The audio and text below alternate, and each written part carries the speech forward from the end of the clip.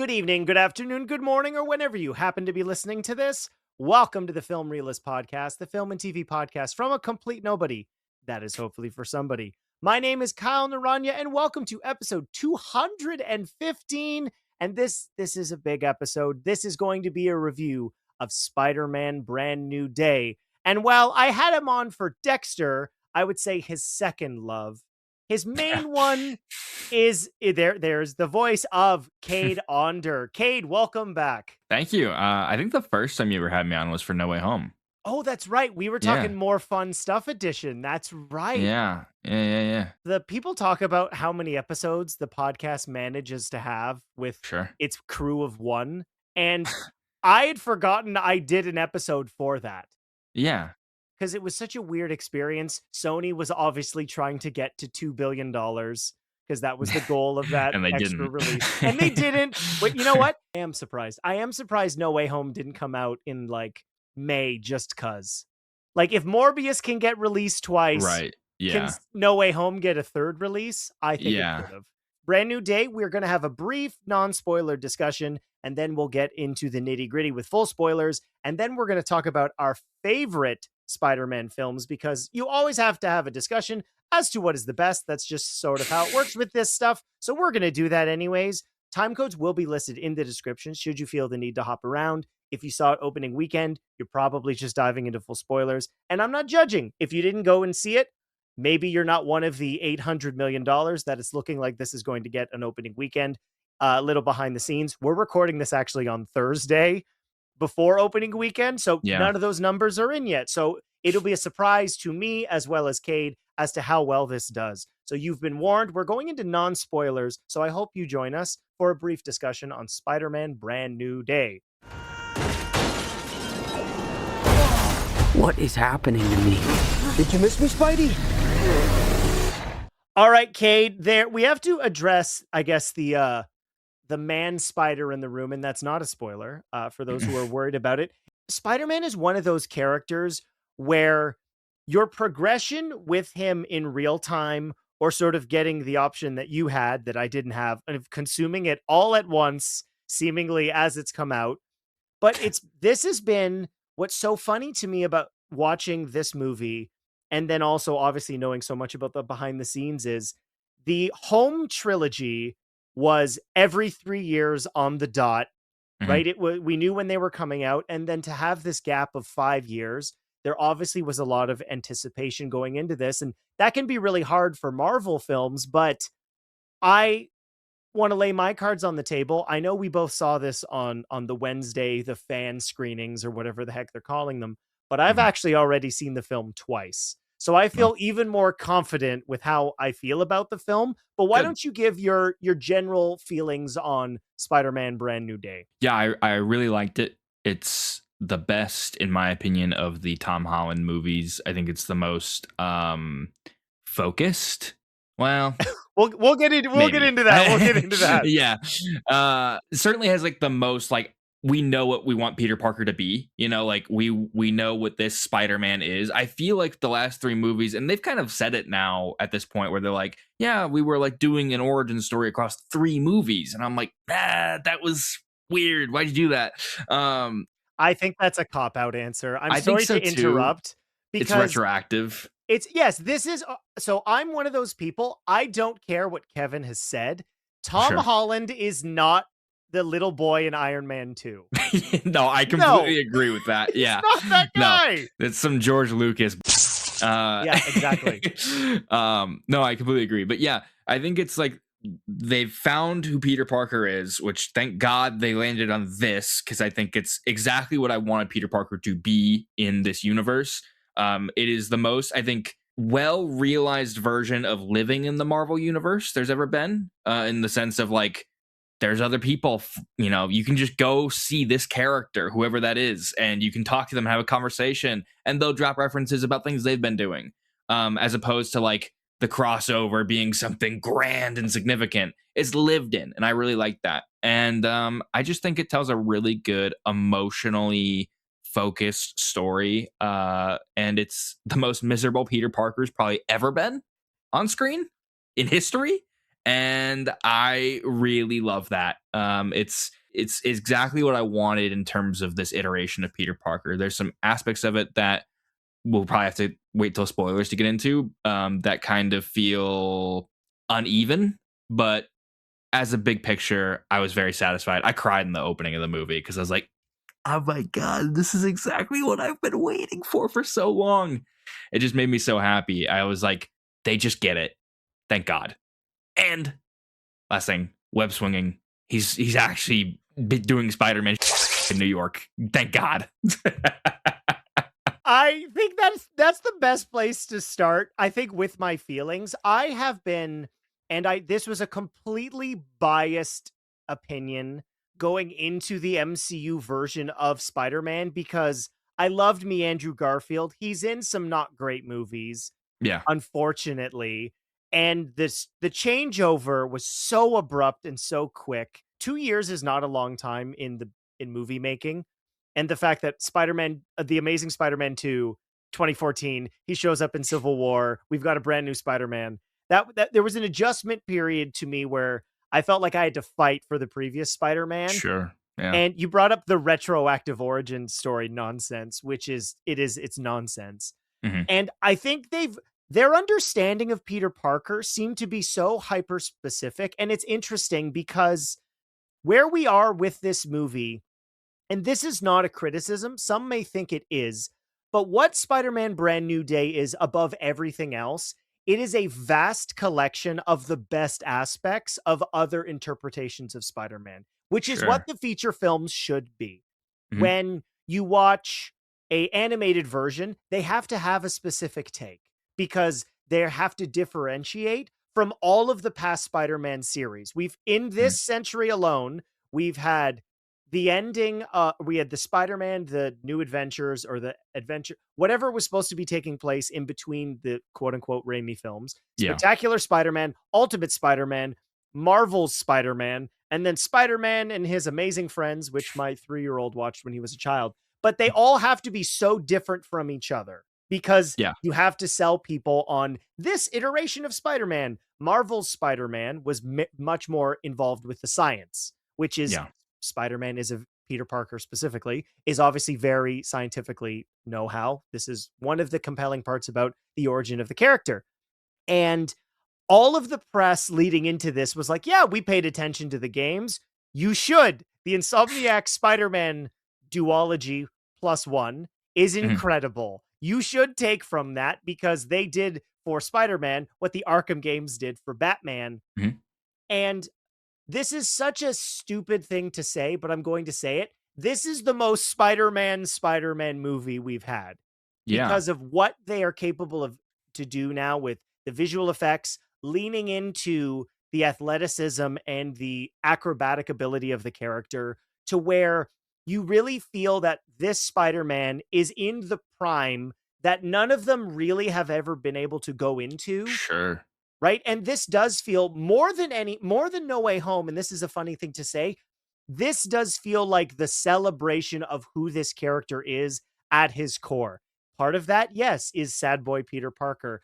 And that was a criticism that I had that a lot of us have had of Spider-Man, which is him leaning on other characters fundamentally breaks what made Spider-Man Mhm. the character people loved and gravitated to when he was created in 1964, Yeah. was that he could not rely on others. It was his ingenuity and his ability to improvise in situations that makes him work. And he's not dependent on the characters he interacts with in this movie because he's functioning with his own agency.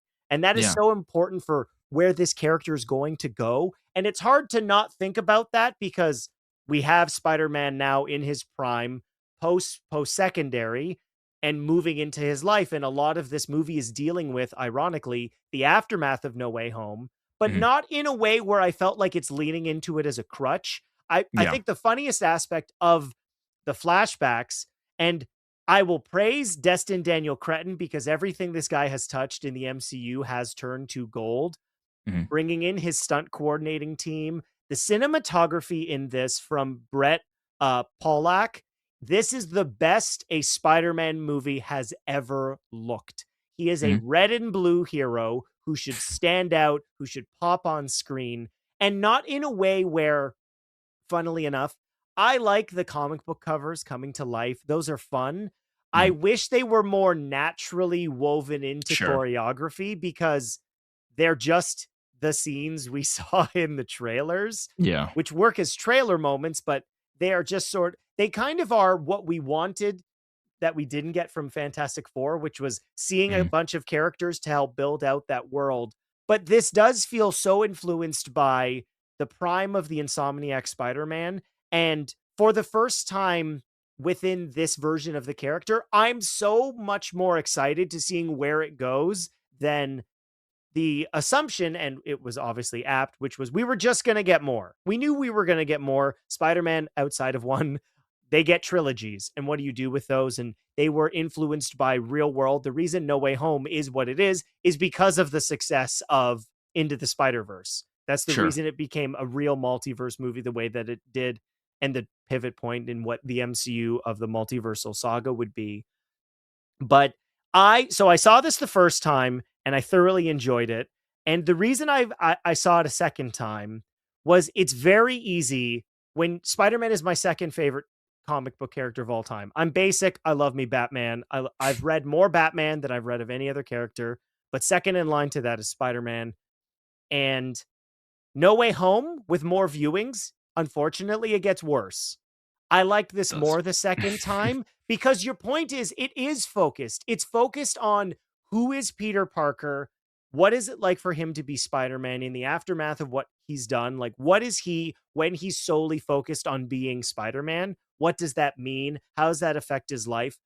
And we will get it more into spoilers. But one of the things that I love so much that clearly, to me, this feels like a Kevin Feige note because we've seen what happens when Sony tries to make their own movies with Spider-Man characters, is this movie gives its perspective on the idea of canon events, but not in a way where it makes a point of pointing it out. And I'll explain more in spoilers because there are elements of this that feel familiar, but at no point did I go, oh, this is old hat. We've seen this.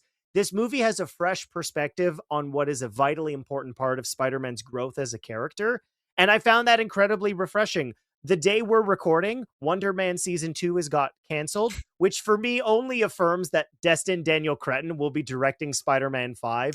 I think he's proven to be the guy, unless he doesn't want to be. And yeah, the feeling I had with this, and people don't like talking about DC and Marvel at the same time, every time that I've watched this, I left smiling just the same way when I watched Superman, I left smiling. It's joy. It's fun. The only thing that I'll say that, and I think unless you have more, we can kind of bridge into spoilers, is that I would love to see them do MCU versions of Spider-Man's villains and make them the focus of the antagonism of his universe, because we've leaned very heavily on Stark-related stuff for two of the three. And No Way Home was, hey, remember those versions the first time we did them? We're just going to do those, which I understand. But I would like to see this, which is now, and it's not even an argument because of the length of his career. He's been Spider-Man for 10 years. He will be Spider-Man for at least another 6 if they manage to do, like, Tom Holland might be retiring as Peter Parker by 37, which is not insane. And where that will go, most people who know anything about Spider-Man in general will kind of know. This is not a spoiler, but just an awareness of that character and the other Spider-Man that may or may not exist, that this is the definitive Spider-Man, his tenure as the character and his impact on culture. And I'm saying this as a 35-year-old man. Like, I grew up with Tobey Maguire. I was in my angry phase by the time the Andrew Garfields come up, but this is easily the best performance Tom Holland, I almost said Hardy. This is easily the best performance Tom Holland has delivered in an MCU film. And every moment with familiar characters is used so effectively because it's about character. They're not in the movie just because, and that's been an issue in a lot of MCU movies. Punisher is fantastic. He's not watered down. There's just a comfortability between John Bernthal and Tom Holland's back and forth. And this is probably the most realized version of MJ and Ned. Mhm. These writers have grown with these characters they've spent nearly a decade with, because Homecoming was what, 2017? Yeah, 2017.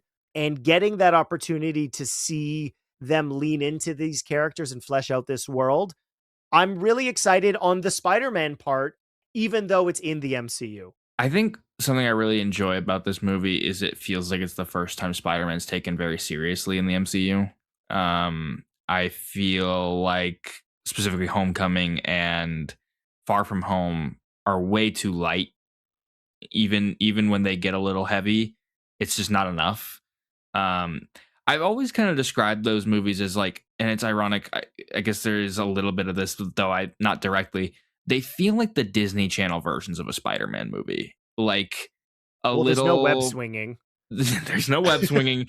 I think the romance is obviously it's way more like kiddie romance. Like when they have their first kiss, it's a little peck, But when you think of like the first kiss in Sam Raimi's Spider-Man, it's this incredibly cinematic, rain's pouring down. He just saved the day. It's grand. There's nothing like that in these movies so far. And I think now they're starting to get to that where it's like, oh, we can be like cinematic again. I just don't think that the first three movies had that feeling.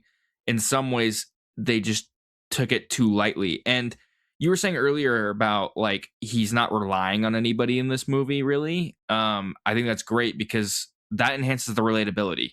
None of us have an Iron Man. Most of us, at least, don't. I don't have a billionaire with technology who can solve all my problems. Even someone mentioned it recently. They're like, in No Way Home, his identity gets outed and it's a big crisis. How do they fix it?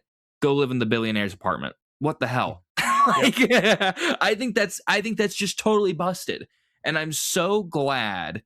I don't know who was driving those decisions. I don't know if it was Watts. I don't know if it was the writers. I don't know if it was Feige. I don't know.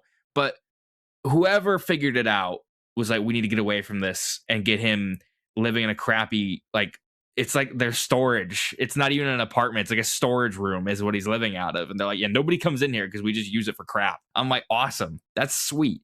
So I think they've done a very good job of, and to like the credit of John Watts at No Way Home, we couldn't have this movie without that ending of kind of resetting everything. So thank God they made that decision to kind of ruin his life because it just made everything so much better. And I really appreciate that they didn't, run from that. They embraced it really heavily because that's where Peter Parker's strengths are as a character to experience, is watching him be miserable and overcoming that. It's not just because I do like seeing him be sad, but it's because I like seeing how he overcomes. He rises against it all. And one last thing I'll say on kind of like the general subject of this movie is we were talking about it's like one of the best looking Spider-Man movies. The movie has a gray look to it, but it's in line with the themes of the movie. He's in a gloomy part of his life, so everything looks cloudy, and it's intentional. And the whole movie doesn't look gray, even though outside it is gray. Like when he's in the apartment at that party, like it's brown. It's like got some color to it. Like there's contrast. And then I don't know if it's really a spoiler. I don't think it is.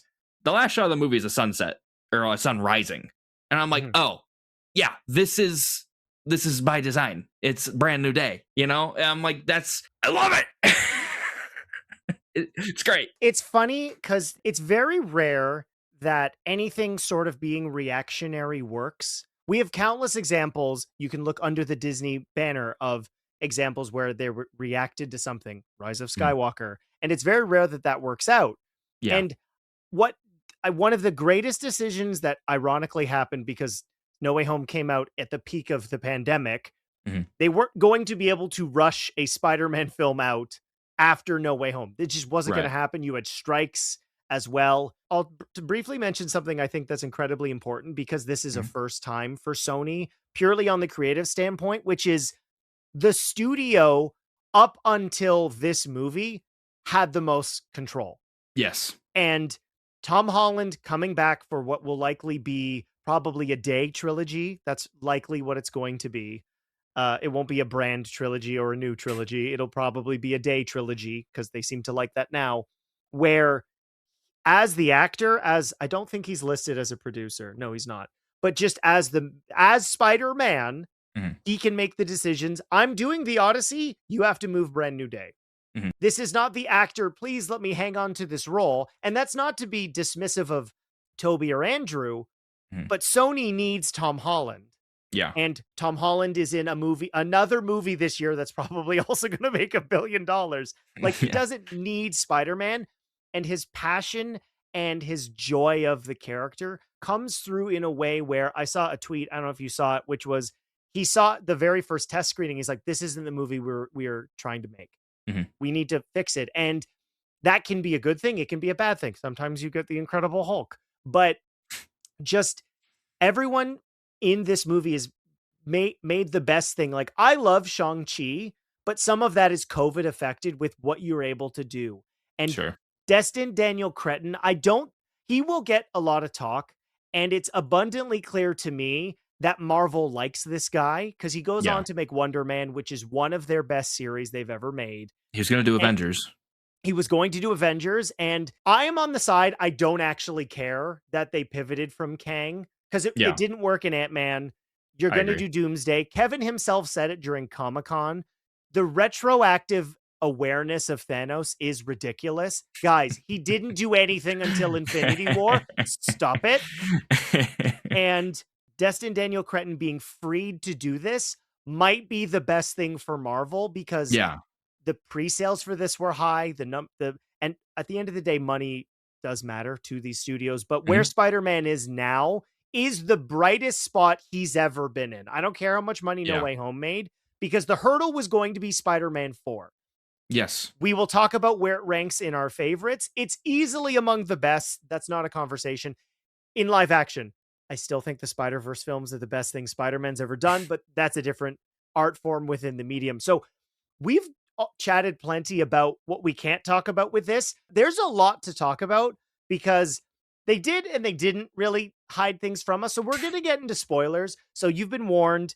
If you like Spider-Man, you're probably going to see this. This probably didn't weigh you anymore. But what will be a fun part of this conversation is so much of this is that superhero movies are dead. And I agree with a lot of what the producers are saying. No, bad superhero movies are dead.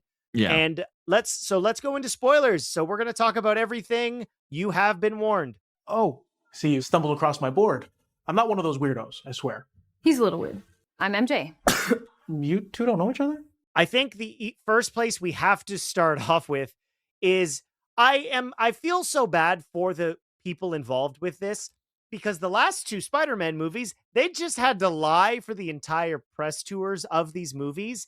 And Jean Grey is incredibly important to this story, and it not being revealed until about the midpoint of the movie doesn't really change the movie. Yeah. It is. No. So I'm of two minds of this, and this is why I was really glad I saw the film a second time. So here's my initial reaction to this. Listeners are probably thinking, Kyle, are you going to let Cade talk? Yes, I'm going to let Cade talk, listeners. I wouldn't have invited Cade if I didn't want him to talk, which is my first experience watching this movie, and I briefly mentioned it, was, man, that was awesome. I really would have loved, like a Spider-Man villain.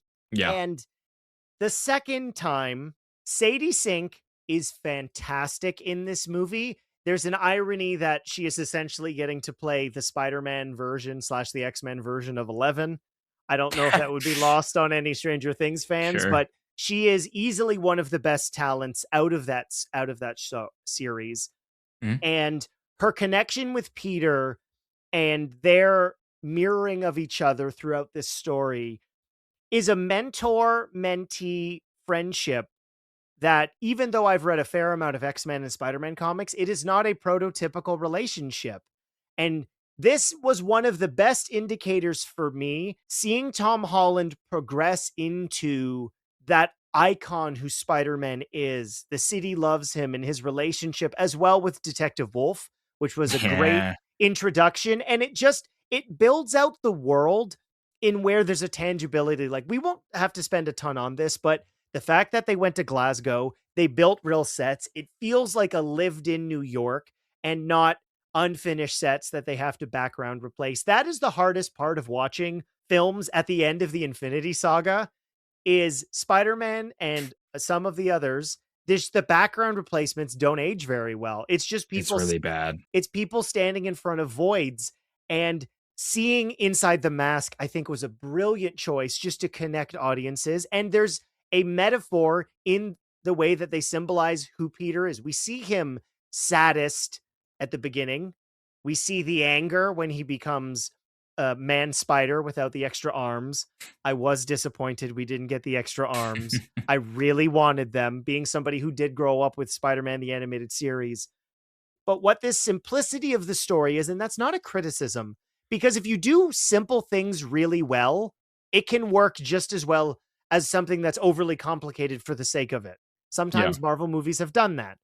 But getting this to be about what it means to be Peter Parker, what it means to be Spider-Man, and what a balance of the two of them are for somebody who is living at the worst phase of his life, and he's just taken his serotonin drugs, watching people live their own lives, and the meaningful nature in which that is a part of the story.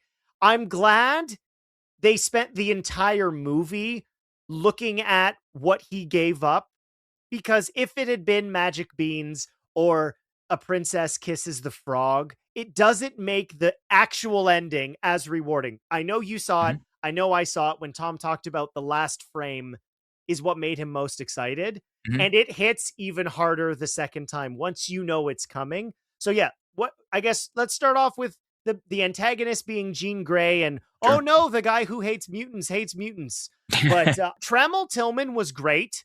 He was a very convincing bad guy, and he never seemed trustworthy, but everybody in the movie understood their assignment, and you feel that throughout the entire picture. Yeah, you're completely right. I never believed him to be an ally. I mean, it's damage control. They've yet to do anything that makes me trust them in any movie. So I'm like, yeah, this guy's gonna do something shady. I don't know what, but I was like, you probably have. I was like, I don't know what this VMAX is or anything, but I'm sure you have it and you know what it is. But yeah, Jean Grey is one of the parts that kind of detracts from the movie because, like you said, I kind of wish it was a Spider-Man villain. I think because Jean Grey is a significant character in the larger Marvel universe, and this is her introduction, that means we have to spend less time with Peter and his story to then go and experience her story, experience her backstory.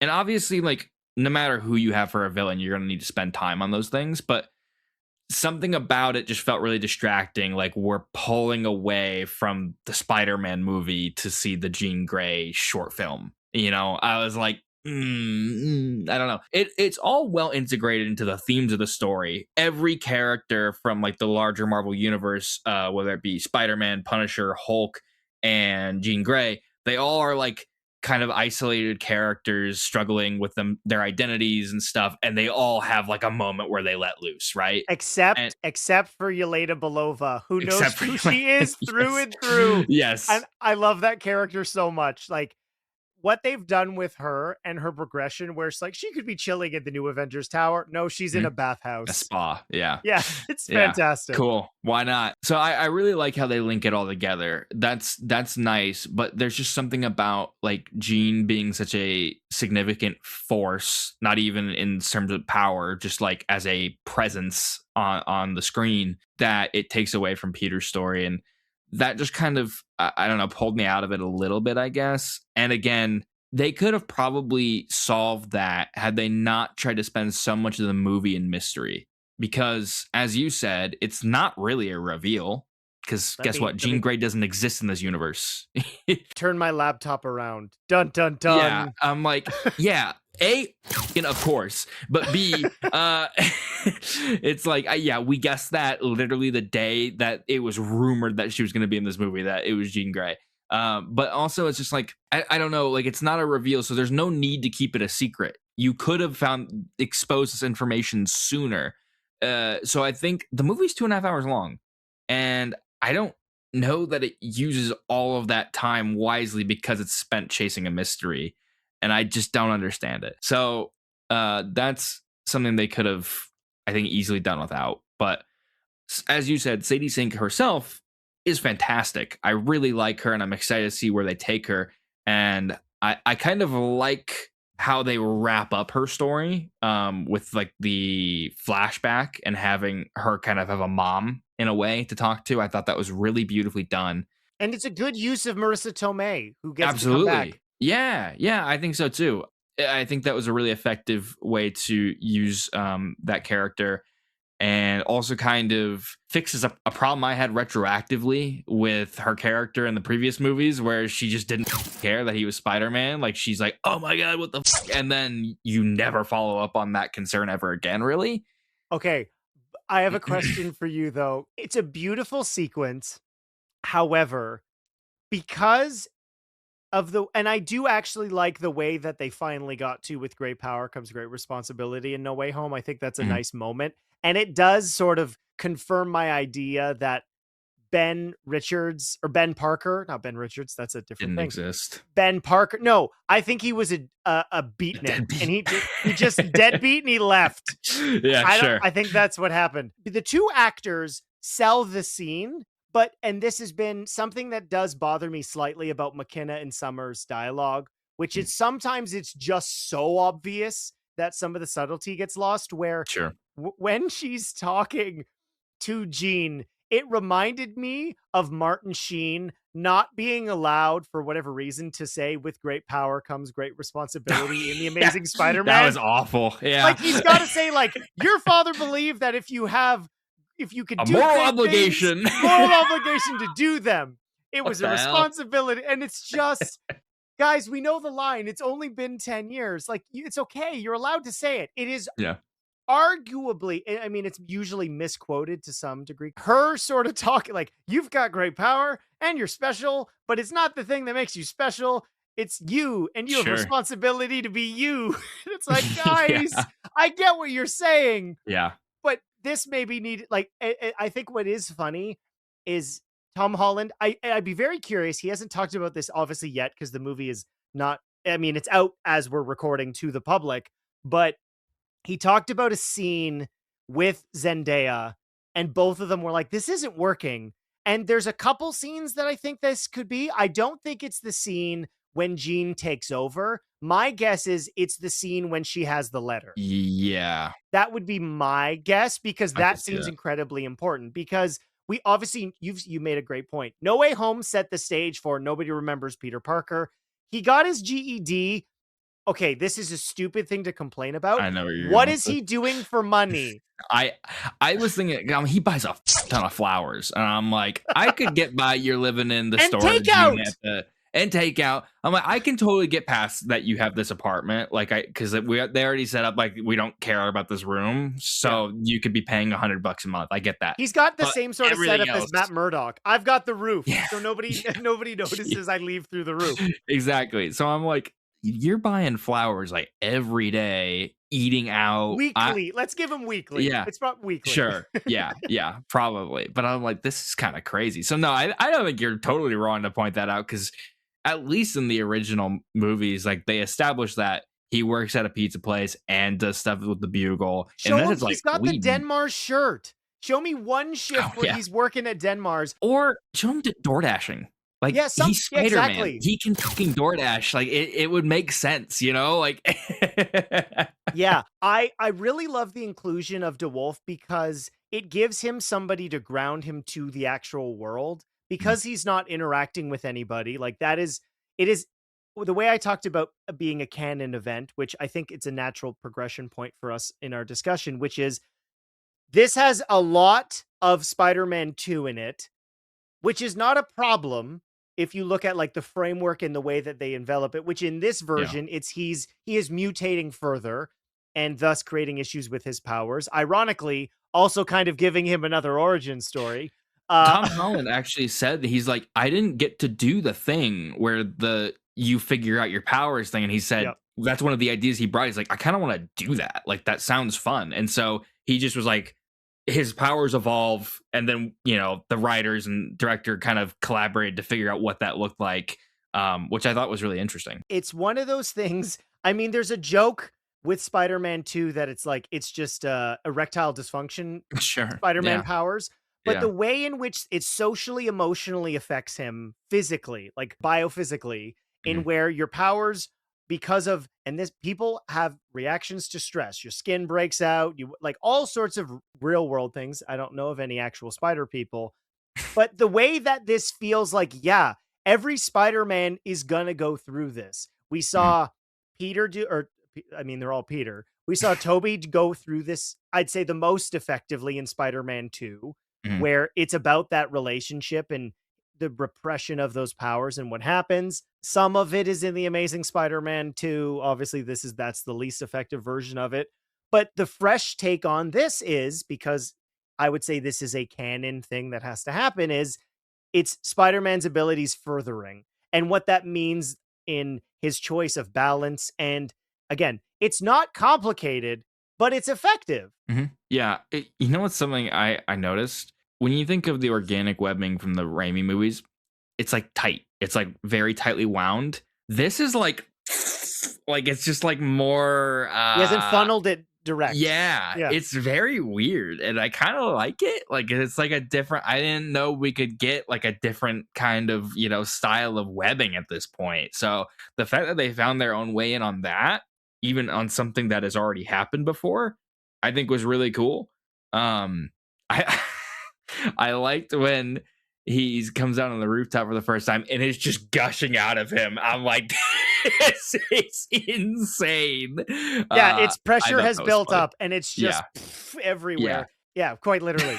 And it's what's so funny about that is it gets to be so referential of just Spider-Man, right? And then he's quite literally going, Web, stop! Web, stop! And like, it is a very funny and it's a sweet moment when he's swinging with MJ and he's just, stop. Like he's saying it to himself because it's the only way he's. I was thinking, I'm like, is he gonna like collide with a wall while holding on to it? But that relationship, it works. Those actors, obviously, they're married in real life. Yeah, and it's a cornerstone to the movie. And to your point, which is so correct, this feels like a complicated adult relationship. And I know some fans who are probably critical of the Marvel Universe are going to, well, this is just, it's a rehash of Guardians. Well, no, that's a very different thing because it is someone taken out of time, right? Where the relationship literally didn't exist. Yeah. And because of Jean's abilities and what Peter has experienced, the two scenes with the two of them are, I think, the two best scenes in the movie when he doesn't know that MJ's taken over and you just see that release of, oh my God, this thing that I've given up is finally back, only for it to be taken away, and seeing the real anger from Tom Holland and the animalistic nature coming out. And then her finding the letter in Punisher's apartment and her just being incredibly real and raw with him like that. I'm sorry you've lost this, but I didn't. And then I'm curious for you, because here's where I think about it.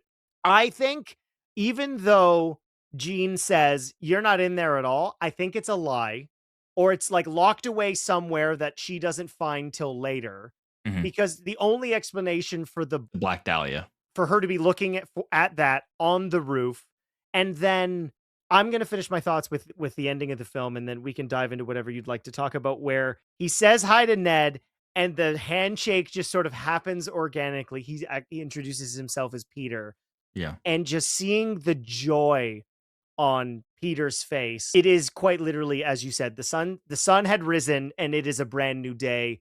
Peter's reached balance, and the people he loves most, outside of May, sorry, she's still dead, they're back. At least one of them is back in his life now. Yeah. This was the most thing I was nervous about with this movie, because that sacrifice at the end of the movie was of No Way Home was so important to me.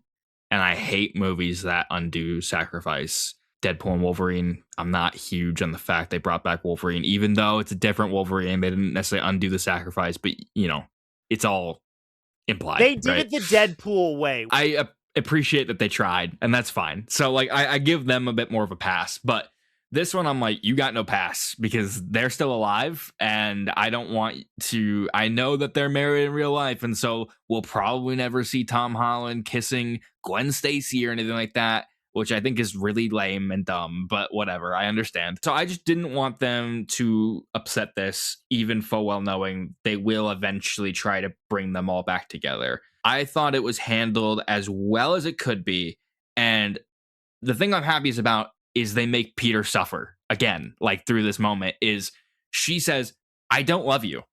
And that's the hardest thing he could ever hear. Well, the payoff is at the end of No Way Home, right? Where it's like he wants to say I love you. She says, say it when we're back together. Yes. And he does. I understand why they maybe thought they needed the flashback sequences, but every time they did them, I went, oh, this looks awful. Yeah, it's distracting because of how different those movies look and how flat they are. But yeah, I completely agree. Like, there's a payoff in that it doesn't go the way he wanted to. In his head, he's a romantic guy, and he is not going to get that reciprocated, because if you went back to meet your wife, knowing everything you know about your wife and she knows nothing about you, guess what? I don't know if it works out for you, man. I don't know. Like, because it's so one-sided.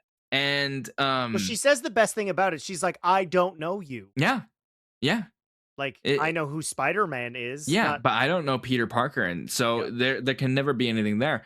I'm sure one day they'll get back together, because like you said, they also do a thing. They plant the seed that she doesn't like her boyfriend, because she talks bad about him. I don't like that, because my boy Ezra Bridger is in the movie for a scene. Don't make him suck.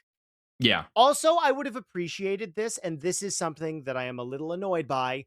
Make him someone of consequence. Make him Harry Osborn. Sure. Like, do something. That's I love Gwen Stacy. I loved her before the Amazing Spider-Man duology. But I need like those characters ASAP. Like, put them together like they were in the Ultimate comics, because we do. I think the trio of the three of them are amazing together, but it does, to quote Yelena Belova, it feels like small potatoes. Like, we need to make the world. We need the world to feel like moderate potatoes. Yeah, sure. No, I completely agree, because then it's just Peter and his two friends, and that's all it ever is. And I think that's kind of boring. You know what's funny? When the very first scene, he's waiting, it's at the beginning of the movie, he's waiting for the elevator or something, and there's a blonde girl next to him. I thought that was actually Betty Brant from the Homecoming movies, because it looked like her for a second, and I was like, oh, does she have like a crush on him? No, it's just a completely different random girl. But like, again, no, that's she's got juicy sweatpants and a black tank top. Yes. That's not a comment on her at all. It's quite literally what Tom Holland wears. Yes, that was very funny. So, but yeah, I'm glad that they are making him work for it. I'm hoping they don't put them back together in the next movie. If they're going to bring them back together, I think it needs to be in the last one. I want this to build up, because even in the last trilogy, they're just together at one point. Like, there's not really a lot of build up. Like, they both like each other, and they're just awkward about it. Like, it just kind of happens. It happens and I never off really liked screen, because they kiss in Far From Home, and then they're together in No Way Home. And there are elements of Peter Parker's world that, as I loved this movie, I really did. He goes to Empire State University. He's clearly not a student, but in order for this truly to be Peter at his peak, not prime, but peak of what he needs to be, like, he needs a degree in order to like start Parker Industries or whatever. Sure. Like, he needs a world around him. That's because they sort of have one, I guess, but it needs to be a world that exists. And I like, my thing for the remainder is, if I were betting, Miles is in 5, and then Spider-Man 6 is a Miles and Peter movie. Like, that has to be the handoff. You're not doing a 7, 8. No one is doing those. That's not happening. Like, Spider-Man will survive regardless of what the MCU is doing. So I actually think it would be, to your point, if them falling in love again is 2, at least we get to see them fall in love. Yeah. No, yeah, right? I completely agree. I want that progression. Because like you said, they did a very smart thing with like planting this seed at the end where she's on that rooftop at the school and holding her necklace that he got her. And she's crying when the mental wave goes away. Yes, there's something kind of awakening in her, you know? What's her October, her Winter Soldier code? Because Ned's was the handshake. Yeah, I don't know. I don't know if they really had a thing besides just, you know, typical romance stuff. But he's going to sit beside her with a cafeteria plate and go, you guys are weird. And it's all going to unlock. There will be something, I'm sure, but I guess I'm just glad. And maybe it just does work out where it's not even a I remember thing. Maybe he just gets her to fall in love again because they're soulmates, and it's just meant to be. But I don't know. Does Tom Holland, and I wouldn't be mad because it's you brought it up. What if we get a Tom Holland upside down kiss with MJ?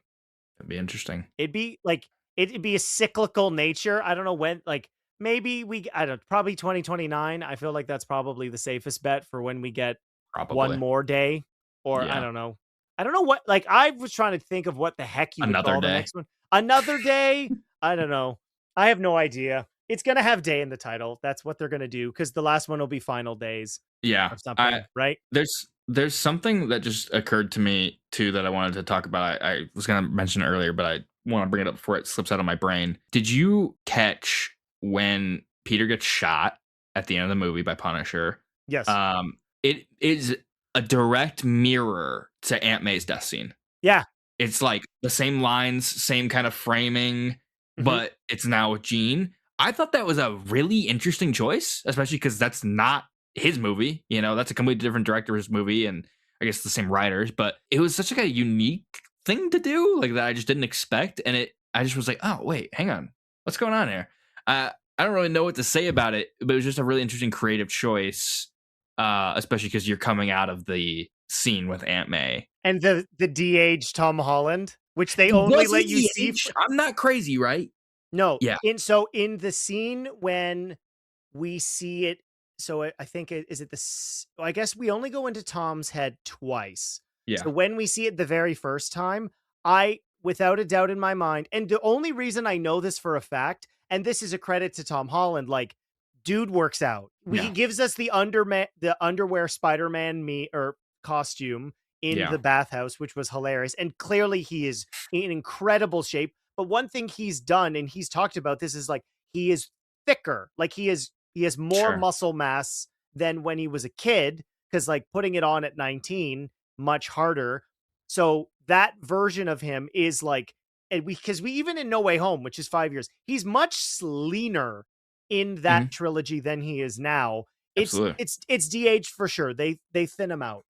I thought so. He looked a little smooth in the face, and it's quick. He turns to camera and it cuts. They're not lingering on it. They didn't want to spend too much of that budget on that. No. Rightfully so. You don't need to really de-age Tom that much. But yes, you're right. That was interesting. But yeah, I just thought that was a interesting creative decision. I don't really have much else to say about it other than, you didn't think he was gonna die, right? No doubt in your mind. I've told this story. I don't know if I've done it officially on the podcast, so I guess I will now. One of the worst parts about being us is we're so plugged in. And part of me that I think died maybe a long time ago was in 2018 when I was watching No Way Home. Not No Way Home. 2018 was Infinity War. Sorry. Obviously Spider-Man's on the brain. When everyone was dusted, I was like, oh, that sucks. But I wasn't sad. Because for one, we knew Far From Home was coming. On top of, we knew there was going to be whatever. The days of not knowing what Endgame's title was going to be, just to me, it's so funny that was the case. But I'm just like, no, I don't know. It would have been so ballsy for them to do it because Peter Parker does die in some versions of the canon. But it gave me what I love about Spider-Man as a character, which is what helps separate him from the X-Men or the Fantastic Four or the Avengers is everyone sort of has an inkling that he's just a dude. And they love, he's a New Yorker, right? As much as it was on the nose in Spider-Man 1, you mess with one of us, that's New York. Yeah, and absolutely. Even I don't mean to get political, but even more so now, look what's going on with who got elected as mayor and everything. The way that city, which is one of the most iconic cities in just the world in general. And I say that as a Canadian, it's hard to ignore, but the fact that he had Spider-Man might have been vaguely aware in the trilogy. Cause again, he wasn't really solving crimes in greater Manhattan in his movies. He was messing around at the Washington Monument. I will say what I loved was the all Spider-Man Marvel Studios thing and him disappearing from the memories. Like Oh, I didn't even notice that. Yeah, so every time they show, like, I think the first one is Ned sitting in the cafeteria and Peter like phases away. Oh, And really? then I love that idea. Like we see That's the cool. spell ring go out and then he Yeah, disappears. I did notice that. Which Okay. was very, very cool. Interesting. But he's been like pounding the pavement, right? Like he builds that relationship with DeWolf. He gets the key to the city that spoiled the ending of Born Again season 2 before it was even out. Thankfully I had already seen the show by the time that trailer came out. But I wouldn't say I have as many issues with Jean. I think it is just sort of like she's great in it. Part of me just wishes it was a Spider-Man villain. I will say something that did bother me a little was if you're going to, and this is clearly coming from Kevin, if you're going in like, hey, we're going to introduce one of our main freaking X-Men in a Spider-Man movie, I want her getting off the bus to Charles's gifted school. Like that's where it seemed like it was going, though. Oh, it's upstate New York. New York, yeah. But I want it heavy. If you're going to do it, make it heavy-handed. Like, well, I don't know. But yeah, I thought one thing that I haven't talked about that I thought you brought up, which is the MCU-ness of this is not in your face in the way in which I would say the other ones have done it, where you knew No Way Home was going to be like a two-hander with Doctor Strange. Yeah. Iron Man was obviously the main focus of Homecoming, but where Hulk is in the story is the most interesting performance we've had from Mark Ruffalo maybe since Age of Ultron, because the lean into comedy I think was way too much of a crutch. I respect how entertaining Ragnarok is, but it got too far. Like the comedy of what they did in Infinity War didn't work with me. I think the drama of Hulk not wanting to come out is compelling because I was putting together a list of all of Spider-Man's appearances, which by the time you hear this will be out already, but it comes out tomorrow, a summary of Spider-Man's appearances in the MCU, and the Hulk one was last week. But watching Infinity War, I like that stuff until it's a joke. Like him running in the Hulk armor, Hulkbuster armor and falling, like that didn't work for me. But getting to see somebody who's lived with the trauma, and on top of that, this is a Bruce Banner who's also now dealing with what he did to his cousin. Yeah. Right? In turning her into She-Hulk, which we haven't seen from him since. So I liked Mark Ruffalo getting to dive into that. We did talk about Punisher. It was great. And Yelena was awesome. Like through and through, this feels like this is the essay on what the thesis statements were of the previous films, where this is the finished product. Like the edges, I would say, are actually present in a way where they felt like they were kind of sanded off in the previous trilogy. And if these creatives like Destin Daniel Cretton and the same writers want to keep moving forward, I hope that they do. And the fact that Tom has an idea of what he wants to do, that's a good thing, because the worst thing for these movies, and we've seen it in Kevin's words himself at Comic-Con, where we went quality over quantity, we went quantity over quality and do the opposite. I was wrong in my earlier statement. Don't make it every 2 years. Take 3 years to make another really great movie, because they have achieved, and this is sounding hyperbolic, I couldn't tell you a franchise where the fourth one is the best one. No, that's unheard of. Like Toy Story 4 is really great. It might be the worst Toy Story, but all those films are 9 out of 10s. Yeah. But this unequivocally is the best Holland Spider-Man movie. I was surprised we never followed up with what came of him after his Hulk out. He got arrested, or he went into an ambulance, just like the security guy, and they go away. Yeah, I was like, so like, is he in trouble? Like, I don't. How does this work? Is everyone kind of like on the same page? Like, it's not he's our guy. Like the Sokovia Accords like mattered, and then they didn't. Like that was So they're I'm like, gone. I'm pretty sure. Yeah, is he just like off the hook, and they're like, don't do it again. Like, figure it out, get it together. This is also a Jean thing, which like they go out of her way that we don't see her kill anyone, right? Sure. A bomb goes off and guys get shot, because you Yeah. can't have Jean Grey killing people or be Sure. responsible for killing people, right? Yeah. So they have to ride that line. I don't know. Maybe, I mean, he's not on the cast list, so maybe he's in prison. Maybe he's in the raft for Doomsday. We don't know. Maybe. It's just so odd that they like are just like, all right, he's gonna go away now, and that's it. But I really, to your point, I really like the Hulk, and I thought this is probably some of the most interesting stuff, even though he's not in it for very long. Like I thought it was the most interesting Mark Ruffalo has been, because kind of like Spider-Man, I think they made a mockery out of him for a while, where it's like, now he's Smart Hulk, isn't that fun? And I'm like, not really. No, I wanna Dr. see him get Jekyll and fucking Mr. big. Hyde Yeah. is why people like that guy. Yeah.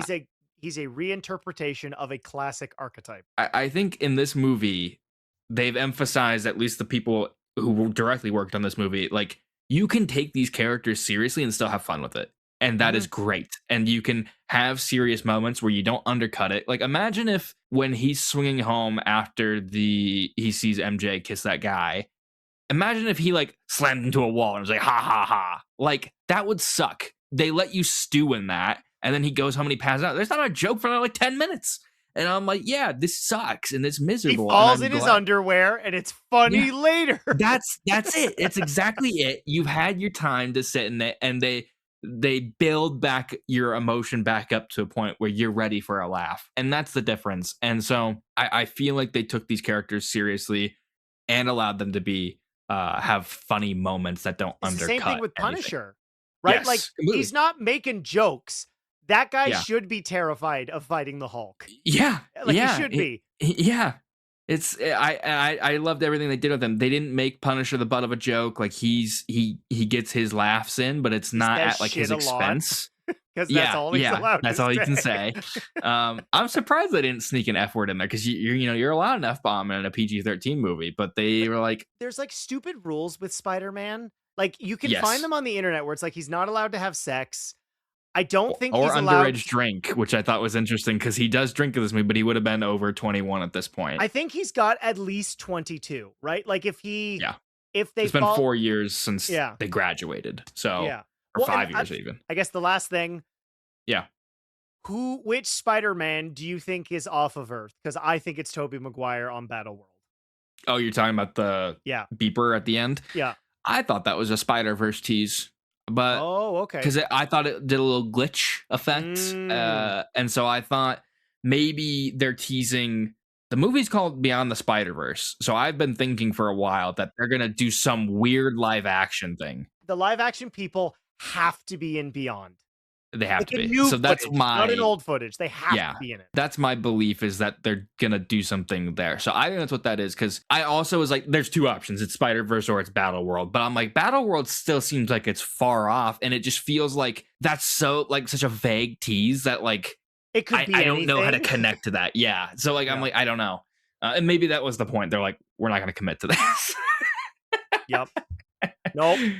Because it was weird to me that there wasn't like a bigger post-credit scene. It was just beep, beep, beep. And I'm like, okay, we'll just read into this however we want. Yeah, I don't know. I've said this more than once. I am still in shock that this is how we're talking about the fourth Spider-Man film in a series of Spider-Man films. It is a true testament to, I guess, doing your homework, making 3 other Spider-Man films, and finally getting to number 4.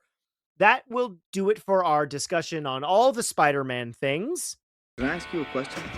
Just fun? There's something I've been meaning to ask you. I ask the questions, you answer the questions. Why do you ask questions to which you already know the answers? Did that count as a question? Yes. Damn it. Last week's question of the week was, what is your favorite live-action Spider-Man film? Scotty Cameron says, I would say my personal favorite Spider-Man film in live-action is No Way Home, because it's a respectful tribute and a swan song for the previous iterations of Spider-Man, and even has a Venom cameo. The best quality film would be Spider-Man 2, because it improves on everything Spider-Man did well. The first Amazing Spider-Man and Homecoming are up there, but Amazing Spider-Man 2 and Spider-Man 3 were deadbeat for worst until the Spum movies. Thank you, Scotty. No, Kyle has not asked this question. Legacy says, I watched this in IMAX. He's talking about The Odyssey. not in the 70mm, and this movie was well worth the price of the ticket. The sound design on those speakers alone sold it, let alone the grand scale. That being said, my bar for adaptations of the Odyssey was Epic the Musical, and it's pretty impossible to top that, so it's nice to have a second favorite version of the Odyssey. And then Dylan says, D. Wade is a good comp. My favorite live-action Spider-Man film in theaters was probably No Way Home, an electric experience, LOL, but overall, I think it's the original Sam Raimi. I find myself quoting Defoe's Green Goblin all the time and just love it. I can also say that Andrew Garfield is very good as an actor, and his Spider-Man films are maybe the worst. Yeah, I think that's fair, Dylan. Thank you to everybody who submitted their answers for the question of the week. Cade, thank you so much for coming back on the podcast. You do all sorts of different things on the internet. You're a YouTube sensation, but tell the people where they can find you. Yeah, everything is just my name pretty much. So Twitter, YouTube, Instagram, I don't know, other places is just Cade Onder, CadeOnder. And I also write stuff over on IGN. Most of my stuff is video game based, but on YouTube, I make like video game documentaries. I interview developers and we go deep dives into all kinds of topics. So Cade's Call of Duty documentary is fantastic. If you're getting excited about what was going on with like the movie and stuff happening, it's about Modern Warfare 3. It is nearly 2 hours long. Highly recommend checking it out. So you can find Cade there. Thank you so much for coming back on the podcast. This has been such a fun conversation, and just to get to be a celebration of one of pop culture's favorite characters. Thank you, Cade. Yeah, no, thank you. I love Spider-Man. I love gushing about Spider-Man. So it's always fun to talk shop with someone who knows ball, you know? Well, and it would have sucked if the movie was bad. If you're watching this on YouTube, please like and subscribe. It helps the podcast get into the algorithm and get seen by more people. If you're on your favorite podcast platform and you can give it 5 stars, why not? Was this not a 5-star review? If it wasn't, you can let me know. Next week's episode, I have to look this up because I am very busy. There may be 2 episodes of the podcast this week. There may not be. If you're not following on your favorite podcast platform, you won't know. That's right. Next week's episode is going to be of House of the Dragon Season 3, which is the inspiration for the question of the week. Who is your least favorite Game of Thrones character? To let me know, you can email the podcast, filmreleasepod@gmail.com. You can also @filmrelease on any of the social medias. Just make sure to include the hashtag QOTW. If you like trailer reactions, follow me on whichever. Quite frankly, I think Instagram is probably the best one because it lets me post the full 3-minute reaction should I want to. But there's a lot of incredible TV stuff coming out in August. We've got House of the Dragon, Lanterns, Star Trek Strange New Worlds Season 4 is back. So there's a lot that I'm really looking forward to talking about, and just in genre and franchises being at their best right now. It's fun to talk about, so you're not going to want to miss it on the Film Realist. My name is Kyle Naranya, and I will see you next time.